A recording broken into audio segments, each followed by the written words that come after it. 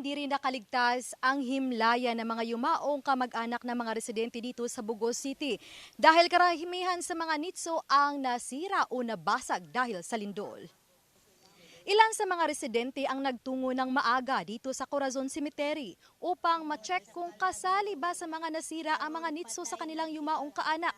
Tulad na lang ni Rosalina Ramos na nagpadasal na rin para sa death anniversary ng kanyang kapatid.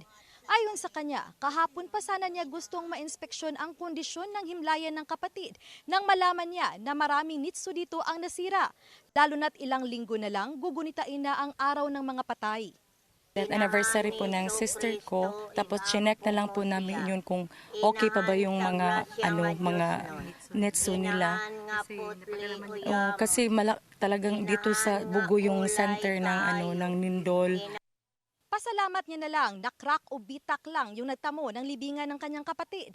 Ayon sa tagapangalaga ng sementeryo, nasa 50% sa mahigit na 20,000 nitso na mga nailibing dito ang nasira.